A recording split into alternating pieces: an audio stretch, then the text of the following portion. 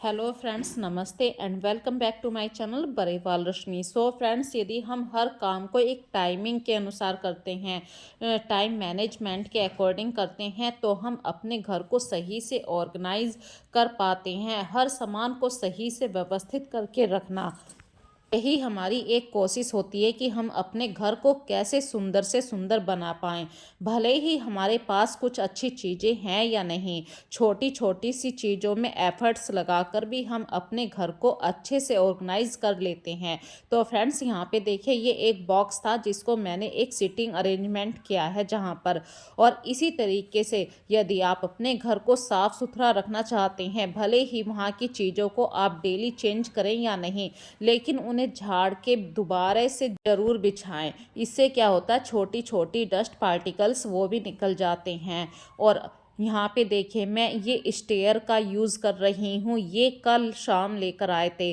और जो अभी आप क्लिप देख रहे हैं, ये मंडे की मॉर्निंग की क्लिप है। तो इस स्टेयर के बारे में मैं आपको बताती हूँ।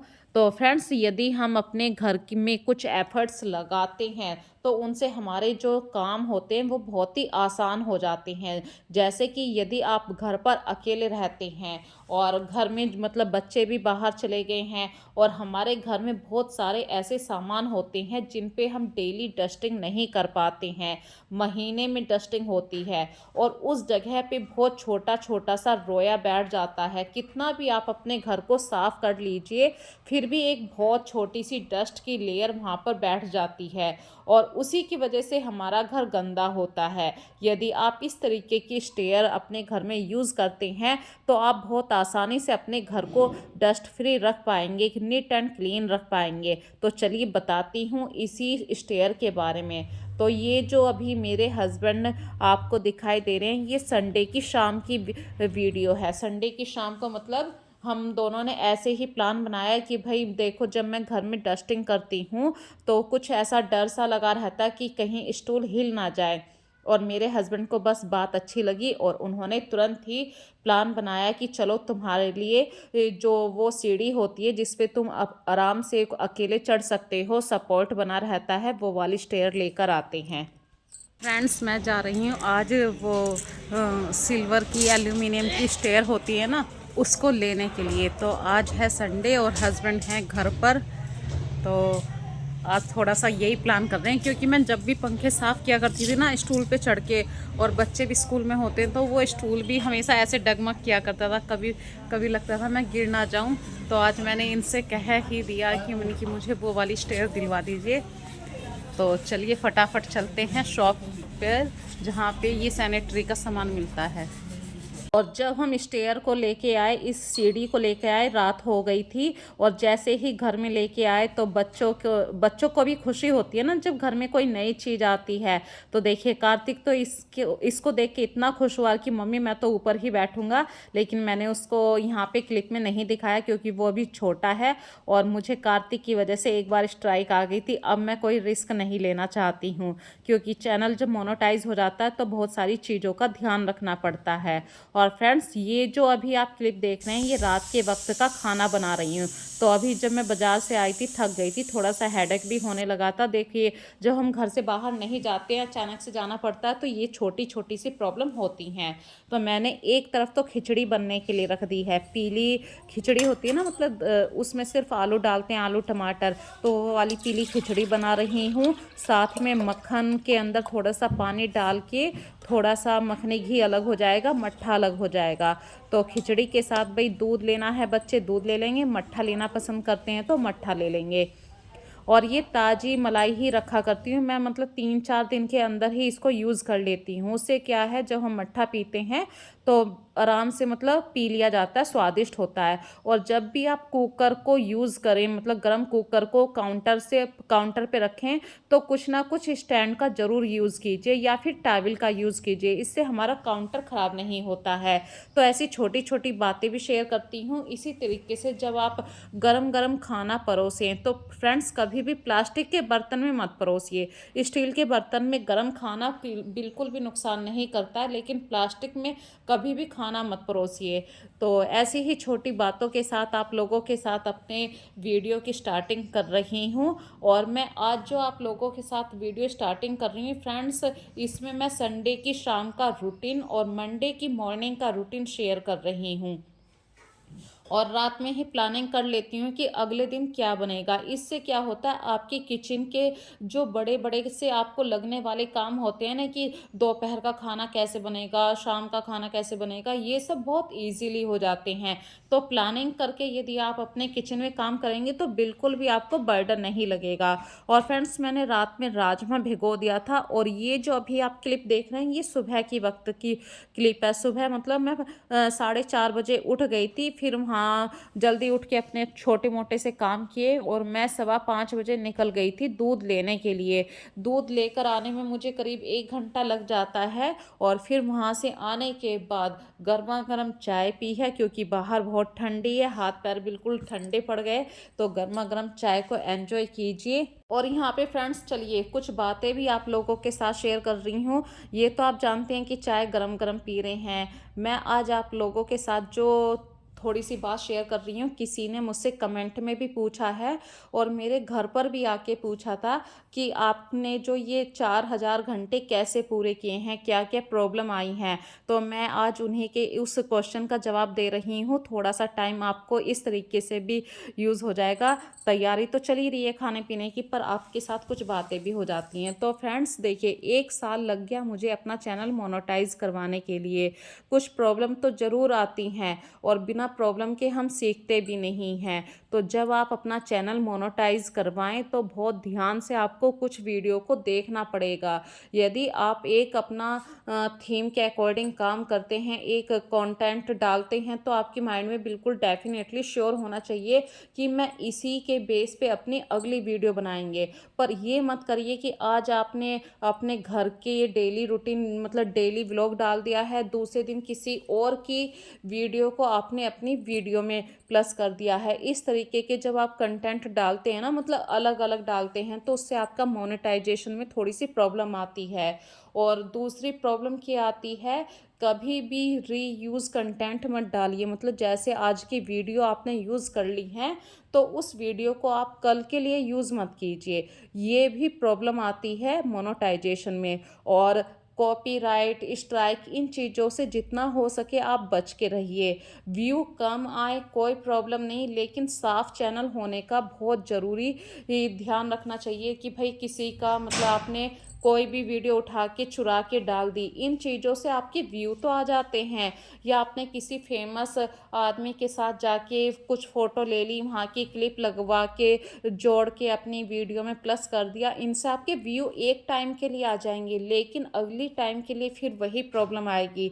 तो उससे बढ़िया है आप धीरे धीरे मेहनत करते रहिए। एक ना एक दिन, 1 साल में डेफिनेटली आपका चैनल ज़रूर मोनेटाइज हो जाएगा। चलिए बस इतनी ही थी आज की बात में। ये शायद उनके लिए क्वेश्चन उस क्वेश्चन का जवाब था जो मेरे घर पे आए थे। मैं उनका नाम नहीं लूँगी। इससे क्या होता है, किसी की जो मतलब अपने आप में जो बंदा हम पर विश्वास करके आता है, उसकी एक सिक्योरिटी जो चीज़ होती है वो बाहर चली जाती है। तो मैं उनका नाम नहीं लूँगी। चलिए छोटी छोटी बातों को फिर से शेयर करती हूँ अपनी वीडियो में।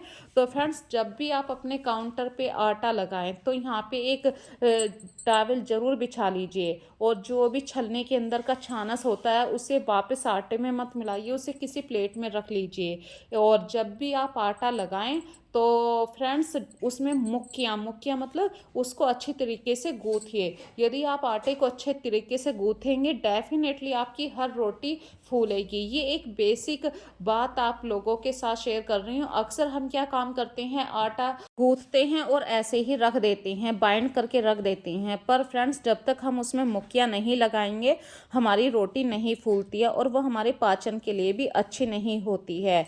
और यहाँ पे फ्रेंड्स, यदि उन बच्चों के लिए बात बता रही हूँ जो हमारी वीडियो को नए नए देख रहे हैं, या नई नई अपनी गृहस्थी में अपनी गृहस्थी को संभाल रहे हैं, उनसे चावल भी जब भी चावल बनाते हैं तो उनके चावल गुथ मुथ से हो जाते हैं। तो यदि चावल सही से बनाने नहीं आते तो कोई बात नहीं फ्रेंड्स, आप मांड वाले चावल बना लीजिए। और जो मांड का चावल का पानी होगा उसे आप सब्जी में ऐड कर सकते हैं। जैसे कि अभी मैंने राजमा बनाया है, उस पानी को वहाँ पे आप ऐड कर सकते हैं, या उस पानी से आटा लगा सकते हैं। नहीं भी करने का मन करता है तो कोई बात नहीं, इस पानी में चावल वाले पानी में थोड़ा सा 1 गिलास पानी और डाल के, अब ये एक लिक्विड फॉर्म में है, आप इसके अंदर कॉटन के कपड़े को जब आप डिप करके सुखाएंगे, मतलब धो के सुखाएंगे, वो कपड़े में कलफ लग जाएगा। तो ये एक बेसिक सी नॉलेज आप लोगों के लिए दे रही हूँ। यदि ये बात आपको अच्छी लगी है तो प्लीज़ मुझे कमेंट सेक्शन में ज़रूर बताना।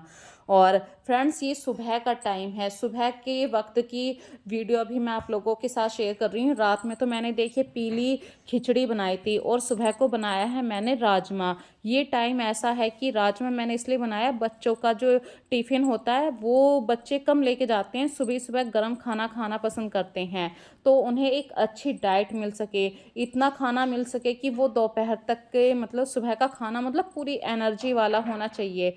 तो इसीलिए मैंने सुबह उठ के जल्दी ही राजमा बना दिया था और बच्चों ने खुश होकर राजमा रोटी खाई है। और अभी मैं कर रही हूँ अपने बेसिक घर के काम, क्योंकि अभी मेरे हस्बैंड को ऑफिस जाना है तो उनके कपड़े प्रेस करने थे। कभी कभी जल्दबाजी में कुछ काम जो आपको इवनिंग में, रात में करने होते हैं, जैसे कि बच्चों की ड्रेस प्रेस करके रखनी होती है, वो काम आप सुबह भी कर लेते हैं, क्योंकि कभी कभी हमारे पास टाइम नहीं हो पाता। तो ये जो गृहस्थी चीज़ होती है, गृहस्थी में कभी भी कोई चीज़ पर्टिकुलर प्रॉपर टाइम पे नहीं हो पाती है, इसी को गृहस्थी कहते हैं। क्योंकि यहाँ पे चीज़ों का टाइम टेबल ज़रूर बदलता है और टाइम मैनेजमेंट का ध्यान रखना ये हमारे हाथ में होता है। यदि आपको 5 मिनट का भी टाइम मिल रहा है तो आप उस टाइम का यूज़ कर सकते हैं।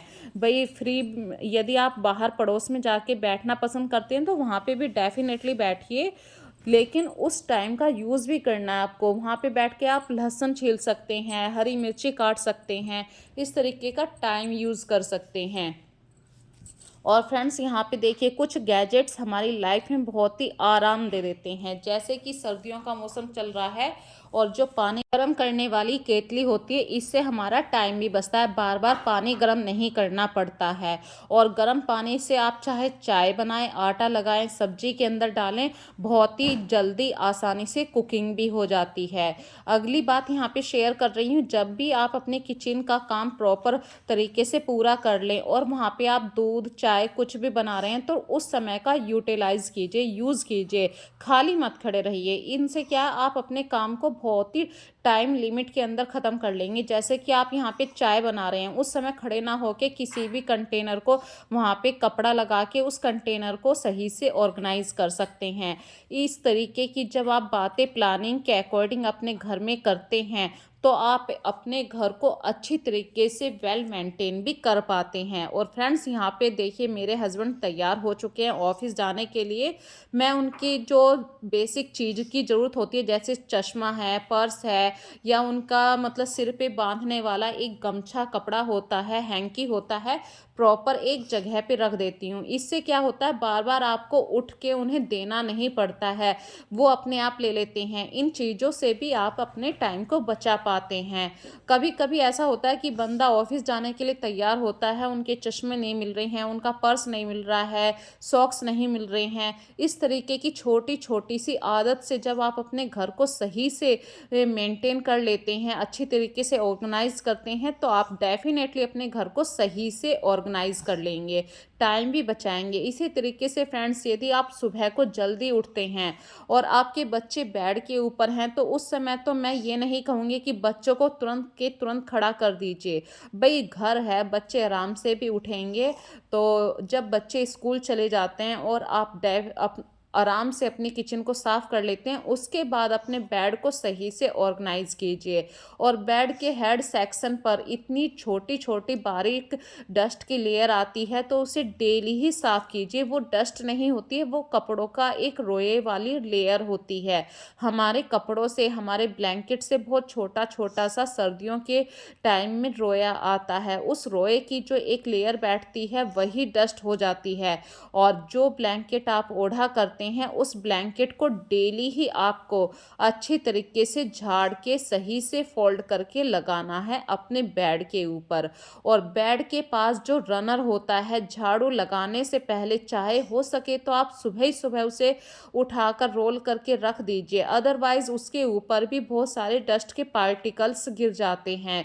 और जब आपका झाड़ू पोंछा हो जाए उसके बाद ही आप रनर को वहाँ पे बिछाएं। और जो गंदे कपड़े होते हैं या तो आप किसी एक बास्केट के अंदर या बकेट के अंदर डाल सकते हैं, अदरवाइज़ एक पर्टिकुलर प्लेस ज़रूर रखिए अपने घर में, क्योंकि जैसे ही बच्चे स्कूल से आते हैं वो कपड़े कहीं ना कहीं इधर उधर पड़े रहते हैं, उसकी वजह से हमारा घर अनऑर्गेनाइज लगता है। तो ये छोटी सी हैबिट ज़रूर अपना लीजिए और डेली ही अपने घर में कपड़े धोने वाली हैबिट अपने अंदर शामिल कीजिए। इससे क्या है, अगले दिन कपड़ों का बोझ नहीं मिलेगा। और डेली जब हम नहाते हैं तो डेली ही कपड़े निकलते हैं, तो जब आप डेली अपने घर में मशीन लगाते हैं या हाथ से कपड़े धोते हैं तो एक तरीके से मैं कहूँ आपकी प्रॉपर तरीके की एक्सरसाइज भी होती है, प्रॉपर तरीके से आपका एक डेली रूटीन भी मेंटेन होता है। तो आज की वीडियो में बस फ्रेंड्स इतना ही। मेरी ये वीडियो आप लोगों को कैसी लगी ज़रूर बताना कमेंट के अंदर। फिर मिलेंगे एक नई वीडियो में नए कॉन्सेप्ट के साथ, तब तक के लिए अपना ध्यान रखिए। और हाँ, वीडियो ज़्यादा पसंद आए तो इसे लाइक और शेयर करना मत भूलिए, प्यारे प्यारे कमेंट ज़रूर किया कीजिए। और फ्रेंड्स बस इतना ही, चलिए फिर मिलेंगे नए कॉन्सेप्ट के साथ, तब तक के लिए बाय बाय।